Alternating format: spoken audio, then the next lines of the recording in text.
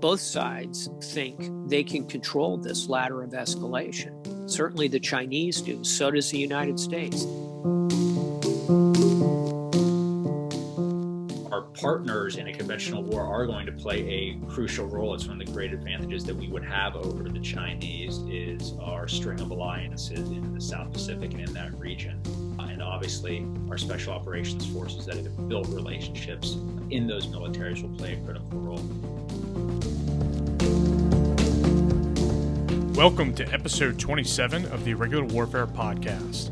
I'm Nick Lopez, and I'll be your host today, along with Andy Milburn. In today's episode, we discuss what great power conflict would look like in the context of irregular warfare. Our guests recently released 2034, a novel of the next World War, which was an instant New York Times bestseller. They used their professional experience to paint a picture of what a great power conflict with China would look like. Their novel provides an excellent foundation for a discussion on how irregular warfare and special operations forces would play a pivotal role before and during such a conflict. They also provide some key insights into how such an escalation with China might be avoided. Admiral James Stavridis is a retired 4-star U.S. naval officer. His 37 years of service in the Navy included various commands. He was the Supreme Allied NATO Commander from 2009 to 2013, as well as the Commander of U.S. Southern Command from 2006 to 2009, with responsibility for all military operations in Latin America. After the military, he served as the Dean of the Fletcher School of Law and Diplomacy at Tufts University. Admiral Stavridis earned his PhD in International Relations and has published 9 acclaimed books and hundreds of articles. Elliot Ackerman is a former Marine who served 5 tours of duty in Iraq and Afghanistan, where he received the Silver Star, the Bronze Star for Valor, and the Purple Heart. He is a former White House Fellow and is author of various best-selling novels, as well as the memoir Places and Names on War, Revolution, and Returning. His writing often appears in Esquire, The New Yorker, and The New York Times, where he is a contributing opinion writer. A couple quick notes. If you haven't already subscribed to the Irregular Warfare Podcast, you can do so on your favorite podcast platform. And if you have a minute, please leave a review and a rating, as this helps us continue to reach more professionals in the irregular warfare community. This is a joint production of the Empirical Studies of Conflict Project and the Modern War Institute at West Point, dedicated to bridging the gap between scholars and practitioners to support the community of irregular warfare professionals. Here's our conversation with Admiral Jim Stavridis and Elliot Ackerman. Admiral Jim Stavridis and Elliot Ackerman, welcome to the Irregular Warfare Podcast, and thank you both for joining us today. Thanks for having me on. Thank you. Great. So I'd like to go ahead and jump right in. And a question for you, Admiral. What was the motivation behind writing 2034, a novel of the next World War? I began thinking about writing a novel about the future by looking at the past. And what I mean by that is I was very keenly aware of the body of Cold War literature back in the 70s and 80s when the US and the Soviet Union faced each other. So these are films like Dr. Strangelove, On the Beach, novels like The Bedford Incident, Red Storm Rising, The Third World War by Sir John Hackett. There was a very large and I think influential body of literature that allowed us to imagine how terrible a war would have been between the US and the Soviet Union. And by imagining it, I think we helped avoid it because we could, both sides, I think, could consider how detrimental it would have been for the entire world, obviously. So no such body of literature really exists, despite the fact that the US and China, by pretty much everybody's account, are kind of moving toward a more confrontational position. So I went to my editor at Penguin Press, and he was nice enough to suggest that I work alongside a novelist, a very accomplished novelist, Elliot Ackerman, who not only has the military background, has the policy background, but most importantly, had written 4 previous novels, finalists for the National Book Award. So we came together to create, if you will, a cautionary tale about how terrible it would be if the US and China managed to sleepwalk into a war. Admiral, what does a future conflict with China look like? And why is it important for policymakers to understand that now?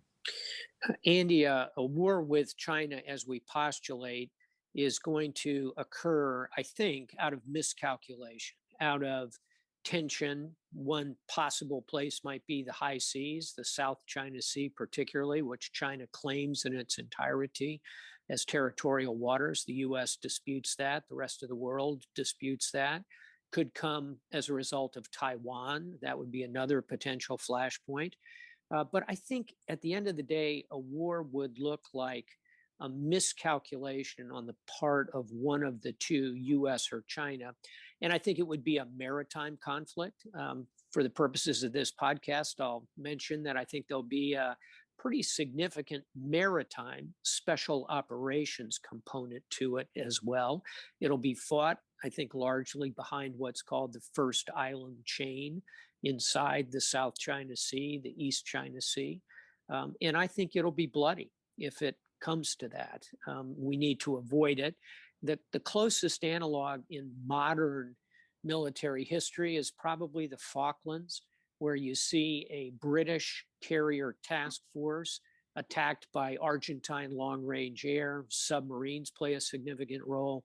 So take that, dust off that Falklands War scenario, make it 20 times bigger and park it in the South China Sea. That's what it would look like. Interesting. Appreciate that, Admiral. I'd like to go over to Elliot and a question and the specifics behind irregular warfare. How do you see special operations forces in this type of conflict, where a lot of academics and even some practitioners claim that this type of conflict will be mostly focused on large-scale combat operations? I think it comes down to how you see SOF evolving, and and what are the definitions of these terms. Is irregular warfare necessarily directly linked to insurgencies and counterinsurgencies? And I don't necessarily think that in this regard it will. I think U.S. Army Special Forces has a definition of irregular warfare that's very much tied to the idea of working with partisans. But I think we all know that the definition of irregular warfare in other contexts extends well beyond that. But I think, specifically what the Admiral was talking about is, what would this conflict look like? It would have a significant island hopping component to it, which in some regards, at least for, the Marine Corps, would be a throwback, and for the Army, to what they did in the Pacific in the Second World War.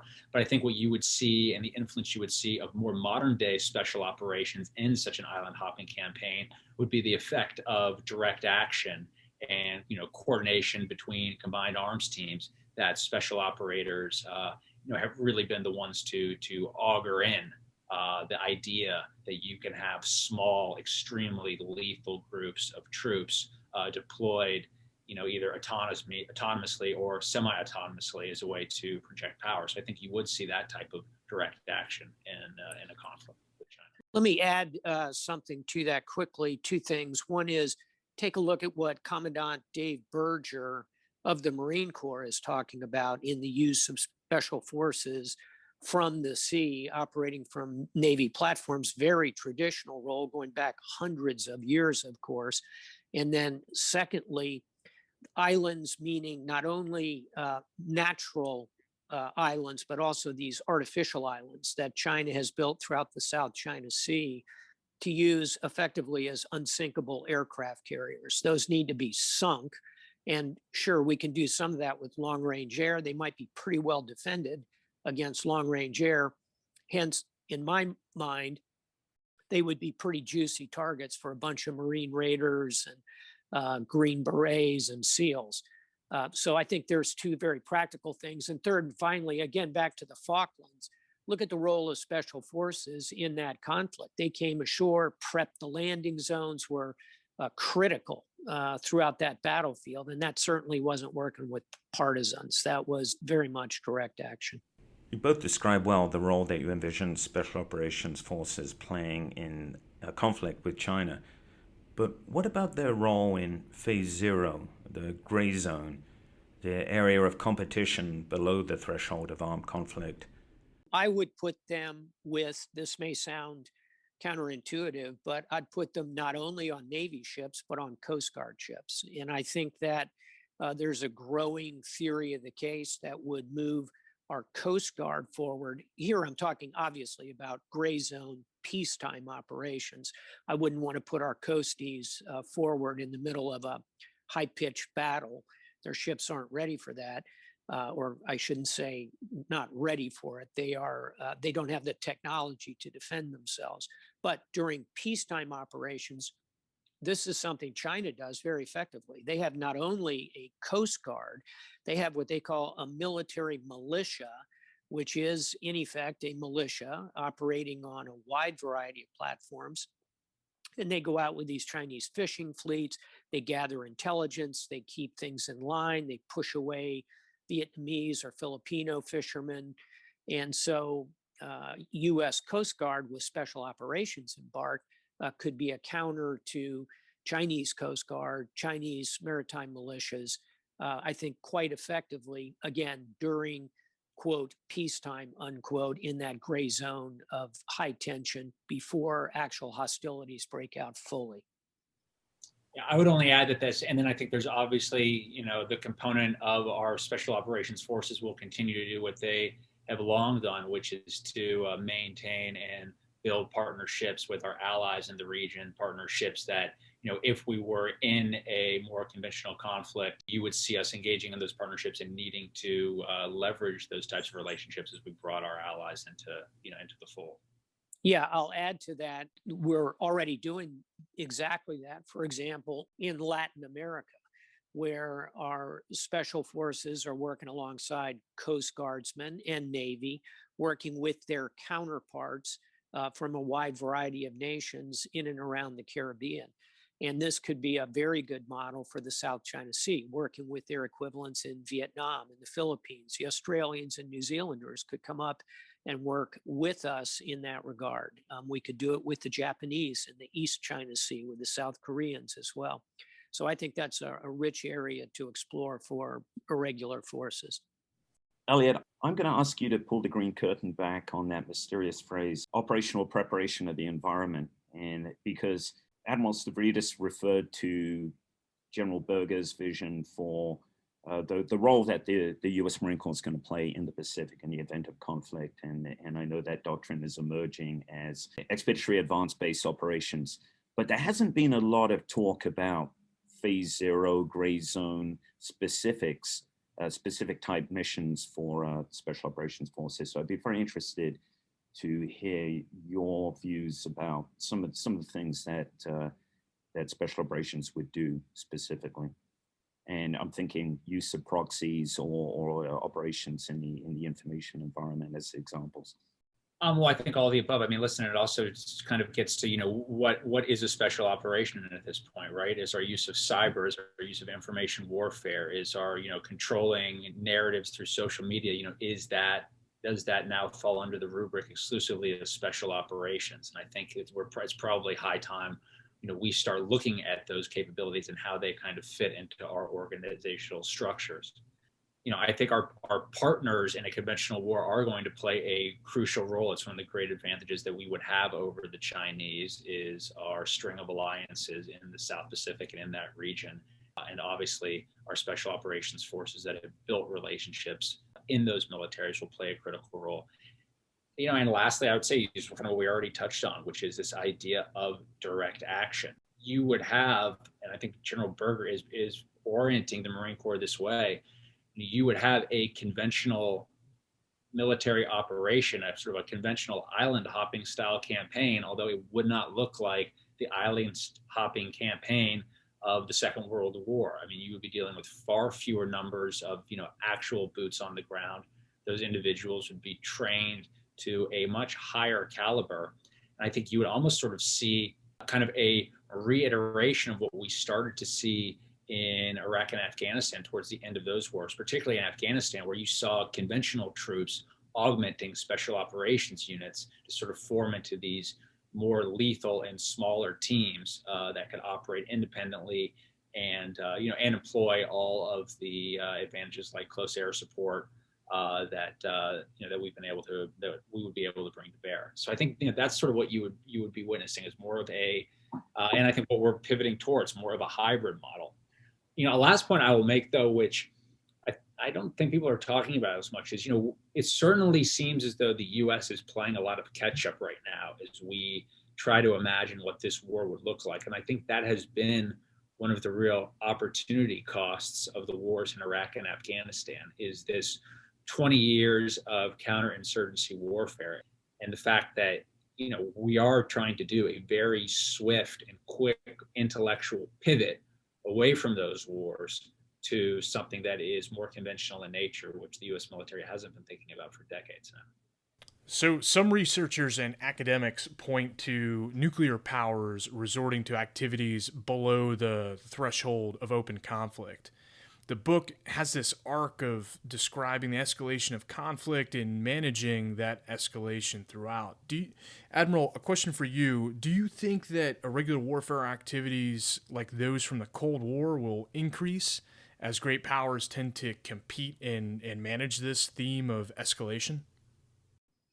I do. I have two thoughts on this. One is, we've already seen this, right? That movie is playing right now in a theater near you called Eastern Ukraine. This is where Russia is flooding the zone with Spetsnaz who are not wearing any designators, the so-called little green men. And they're being very effective. They're disrupting the Ukrainians, both their conventional military and their society generally. And frankly, Vladimir Putin, I think, is reckless enough to think about doing something like that in the Baltic states. So we're already seeing great powers, in this case Russia, using special forces in precisely that role. I think China is observing all that closely and is going to take a page from that book, probably using these maritime militias to disrupt frenemies around the periphery of the South China Sea.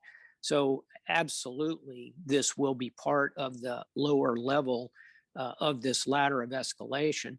Here's the fundamental point I want to make, is that in the book, both sides think they can control this ladder of escalation. Certainly the Chinese do. So does the United States. The United States is provoking China, operating in the South China Sea, which the Chinese claim. The Chinese are come up with a very clever plan to push back on that. And neither side wants or expects nuclear weapons to be used. And yet, as I always tell junior officers on ships that I commanded, everything changes when you release ordnance. Everything changes. And that can be as simple as a gunshot, as big as a cruise missile. Once you start releasing ordnance, batteries released, it is very hard to put the genie back in the bottle, because each side feels the need to dominate the other. That's the nature of warfare. And pretty quickly, I don't think we're giving anything away here, that ladder of escalation leads you to tactical nuclear weapons use. And I am deeply concerned that we could see something like that proceed from the South China Sea. I'll close by saying, if you don't believe me, take a look at how the world stumbled into the First World War. One bullet from an assassin killed a Grand Duke in Sarajevo, relatively obscure place on a corner, a dusty corner of the Austro-Hungarian Empire. How'd that turn out? World War I, Great Depression, rise of fascism, World War II, about 80 million dead in the 20th century. You can trace it back to a single bullet. So it's hard to control that ladder of escalation. Admiral, I want to jump in there for a moment, because although you didn't refer to this explicitly, but your reference to this ladder of escalation, is a reminder of the book, The Guns of August. And you Yes. said once mobilization got underway, or at least escalation got underway, the forces were so strong, they were almost unstoppable. So my question for you is, how does the United States compete effectively in this area, in the gray zone, without climbing the ladder of escalation? By controlling our troops, our sailors, our soldiers, our airmen, by training them. And this is, of course, the deepest concern of all, is that an incident could occur because a young man or woman who's strapped on a Hornet and is flying a mission, or a JSF in our novel. Um, they're young. They're not deeply experienced necessarily. The officers on the bridge of a ship, special forces advisors who are maybe working with the Vietnamese Coast Guard. You have to ensure that they go into these kinds of conflicts understanding that there really is such a thing as a strategic corporal, if you will, in the negative sense, that even a very junior enlisted person can spark a conflict. So it's training, it's command and control is critical, not losing contact with individuals. This, of course, is another theme in 2034, A Novel of the Next World War, is the breakdown of communications, which the Chinese are able to effect using their ability to control spectrum, control cyber. So it's training, it's communications, and it's also finally being clear about where red lines are. And, red lines sometimes get a bad rap, especially in gray zone operations. But I would say making clear to your opponents what is fundamentally unacceptable, curiously, can have a deterrent effect on the other side jumping on that ladder of escalation. Admiral, following up on that one, on your comments about training, education of the military, and a lot of those measures are to prevent escalation. But what about the requirement to continue to compete with China without risking a flashpoint? How does the United States best do that? And what right now are we not doing? And I'm thinking particularly about in the areas of legitimacy and influence operations in what we're calling the information environment now. Yeah, I think that's only one part of it, Andy. I would say there are 5 key things that we need to do to compete effectively with China. And the first is to have a strong, capable military that can operate conventionally and operate on that ladder of escalation. A second thing is economic. We can't let China become an unstoppable economic juggernaut, particularly using unfair trade, ridiculous tariff structures, dominating the rise of cryptocurrency. There are many economic tools that are important here. Third is technology, and that is chips, supply chains, rare earths, innovation, STEM education. That's a significant standalone tranche of effort. Fourth is working with allies, partners, and friends, strengthening NATO, strengthening our bilateral relationships, building this idea of a quad, the United States, India, Australia, Japan. So allies, partners, and friends.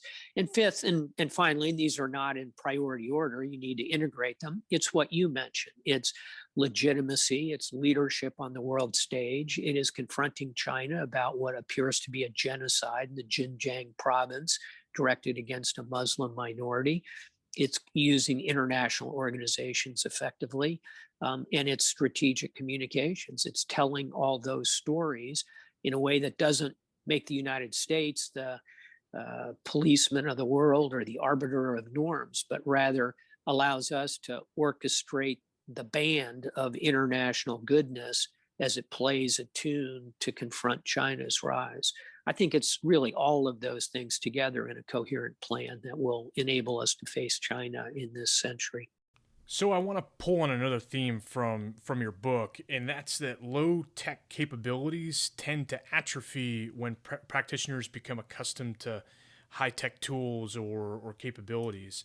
So looking at the past 2 decades of the global war on terror and having access, practitioners basically having access to these high-tech capabilities, I'm interested in your thoughts with what happens when a military becomes dependent on these high-tech capabilities, and those basics tend to atrophy. Yeah, well, I mean, listen, it's sort of a story that's like as old as warfare itself, right? I mean, I'm sure you guys have heard the famous phrase from the saying from the Afghan wars, which is, you all might have the watches, but we have the time. Meaning all the technology in the world didn't give us some of the necessary advantages that we have needed in Afghanistan. Or to go even further back, because I'm kind of, I enjoy my history. The example I like to think about is in 1415, the Battle of Agincourt, right, where the French and the English fought. The French army lined up in the most state-of-the-art plate armor that existed at that time. They were outmatched the English, and they, went and marched across a muddy field with, the best technology that existed in the early 15th century. Problem was, it was the wrong technology. The English had something that I think you could argue was sort of simpler, lower tech, a longbow, and just slaughtered the French. So it's not enough just to have the most state-of-the-art technology. You also have to have the right technology. And I think that one of the things, again, we talk opportunity costs from Iraq and Afghanistan, is in Iraq and Afghanistan, there was never a question that suddenly the GPS system would stop working, or our smart weapons would become dumb all of a sudden. But I think if we are engaged in war with a peer level competitor, we absolutely have to assume that those technologies will be attacked at their very source, and we may no longer be able to rely upon them. And victory might not belong to the side that has the best technology, but the side that is able to adapt the most quickly with the technology that it has left over.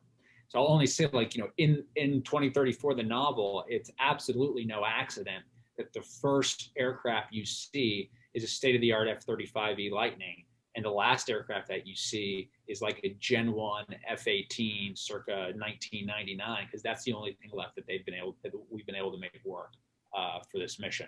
So I think that the technology conversation has to be held hand in hand with an adaptability conversation, because our adversaries are certainly going to try to undermine our technology. Elliot, on that point, how do we get there from where we are now in terms of doctrine, in terms of training, in terms of culture? I'm thinking specifically within the military. I think you hit culture. You described. Yeah, I mean, culture. I think it's a culture that, the idea of training, training, we're okay, we're going to do this one with all of our, with all of our GPS and all of our gear. And on this next one, we're going to do it without that gear. It's sort of like how, you train at night. Like sometimes you train during the day, but you also train during night. You train under different conditions. I think it's important for the military to begin to adapt a culture of, we're going to be training not only under different atmospheric conditions, but under different technological conditions. So we're going to do this one with all of our GPS turned on, and then we're going to do the same mission again, and we're going to turn it off, and we're all going to be fluent in how to do it both ways. So there's a saying in special operations that I'm sure you're familiar with, that humans are more important than hardware. And the novel focuses in on characters specifically in their relationships, and it really doesn't track events per se. Can you talk a little bit about the dynamic between the characters and their relationship with technology? Yeah, absolutely. When Jim and I came together on this book, we sort of had this history of talking about books, and kind of through that understood one another's sensibilities. And part of that was, with this novel, 2034, was a very clear sense of this is going to be a character-driven book. And that's not just, an aesthetic choice. It's a choice because, the Marine Corps teaches that, war is a contest between two human wills. So if you want to tell a war story, you obviously have to focus on the human element. And we wanted that to be front and center, particularly in a novel that would be cast in the near future that would have lots of technology involved. We always were aligned in this idea that the human needs to be at the center of this, because ultimately you can't tell a war story unless you're telling a human story, and the reader needs to know who each of these characters are, and needs to see their worldview cast in a sympathetic light, whether they are Iranian, Chinese, Russian, or American. So the technology is present, but I think the real driver of this story, this is not just the technology. I would say that's a secondary concern. The real concern is to show patterns of how people behave and how events can quickly escalate out of control. You referred to earlier that the U.S. military, and that specifically SOF, had kind of got used to conducting counterinsurgency and counterterrorism, but that, of course, this is going to be a completely different environment. Let's talk about use of proxies, because both you and the Admiral referred to the Chinese use of proxies, the so-called cabbage fleet. Aside from working with state partners, do you see a role for the US military, and specifically Special Operations Forces, in working with proxy forces or raising proxy forces in this gray zone competition? I think, it's not something that we dialed in on in the situation in the novel that we laid out. I mean, you don't really see in the U.S. or the Chinese trying to foment the types of insurgent campaigns that are kind of classic special forces, irregular warfare missions behind enemy lines.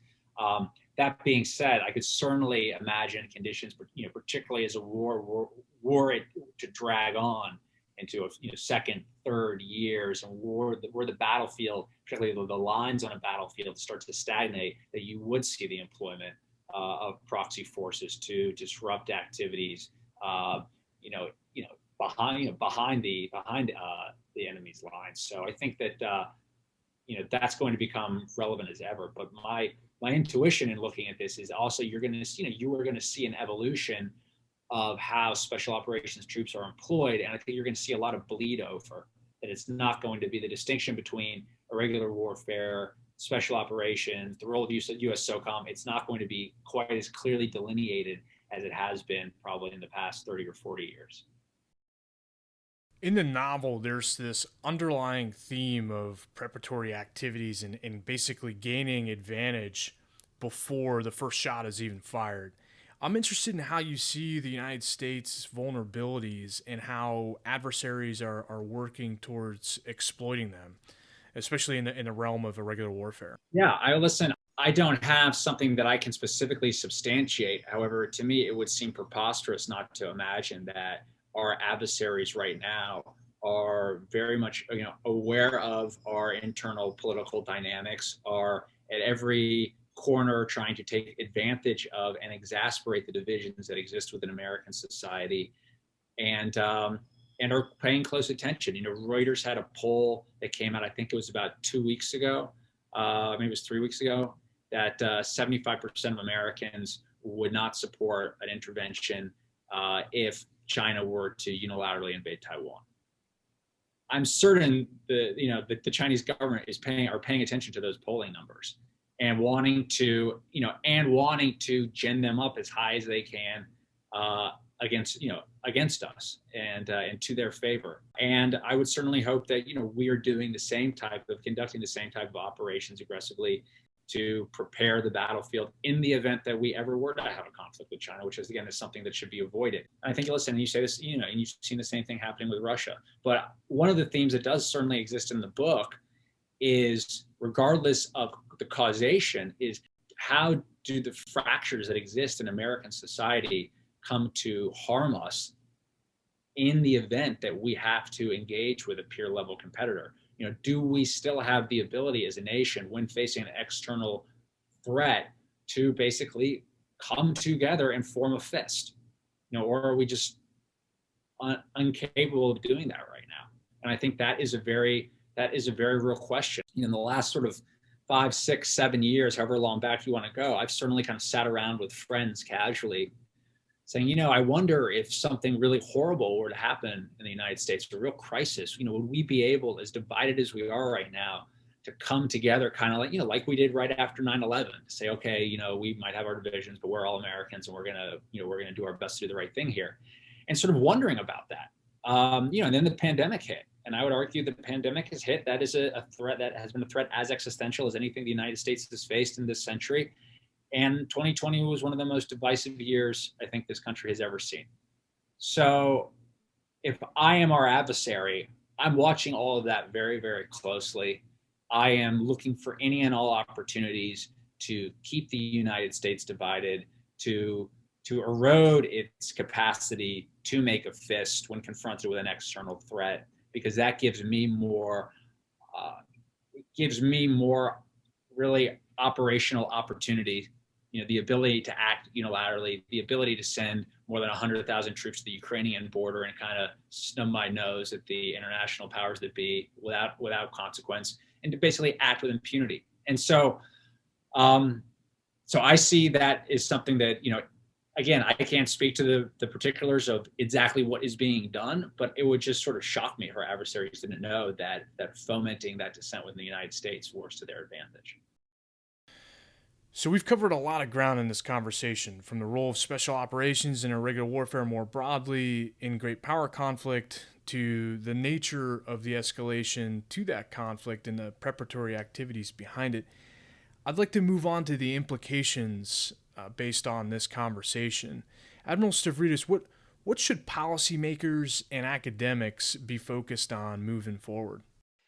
This is an interesting question, which sometimes is categorized as what is the role for track two diplomacy, which means coming together from the two nations on projects that we have mutual interest in, often, but not always, academic institution to academic institution, and allowing conversations that are not track one, which is formal diplomatic communication. So track two would be Princeton and West Point set up a program where they are exchanging students and professors with their counterpart universities. Track two would be working together from influential biological laboratories to look at how we can prevent the next pandemic. Track two would be climate institutes in both the US and China having discussions, which would then seek to influence track one, government policies, but doing it at the level below government. And I'll give you a very practical example of track two that I've been involved with over the years. Retired senior military coming together with counterparts to try and build confidence, to have conversations, to then go back to track one actors, the people who are actually in the seats at the moment, and share ideas and information about how we can defuse tensions, how we can set up a hotline between the chairman of the Joint Chiefs and his counterpart. How can we structure what we had in the Cold War with the Soviet Navy, the incidents at sea protocols, which defined how closely our warships could come to each other, how close an aircraft could fly over a ship, when you could and could not use a fire control radar. That came out of track two conversations between retired military. So I think there's scope for a lot of creative use of that kind of work to then influence policymakers. Interesting. So that it's that cooperation, like via the academic policymaker bridge that you're talking about. That's exactly right. And what we want to do, in another metaphor I've used, is we want to bend the relationship with China. We have to convince China to modify some aspects of their behavior. We're not going to simply allow them sovereignty over the South China Sea, which is a body of water half the size of the continental United States of America. It would be the biggest land grab in modern history. We're not going to do that. We got to bend their behavior. But boy, we want to avoid just breaking the relationship and ending up in a war. So it requires a plan. It requires nuance. It also requires strength at times. So the other phrase I've used is confront where we must, but cooperate wherever we can. And the examples I gave you a moment ago of track two are some ideas. Elliot, I'm interested in what you think irregular warfare practitioners should be focusing on moving forward. Were I still a practitioner of irregular warfare, I would be thinking about the new ways that irregular warfare and special operators are going to be integrating into, probably, I would say, a more direct action role arrayed alongside conventional forces in the types of conflicts that are being imagined right now in places like the South China Sea. And also trying to think about the different scenarios, frankly, potentially both high-tech and very, very low-tech scenarios that might be facing the force, in such a confrontation, because the need to pivot very, very quickly from, using a laser guided munition based off of a GPS to, calling in mortars the analog way with a lens-static compass. I mean, you might need to go through that within, 36 hours to make sure that you and, and the individuals under your command are ready to do that. Unfortunately, we're about out of time. We definitely appreciate you both talking about your new novel, but also sharing your thoughts based on your professional experiences and careers. Let me just close by saying throughout my career, I've admired deeply the work of special operations, irregular warfare. And I think it's a fundamental component of 21st century operations and conflict.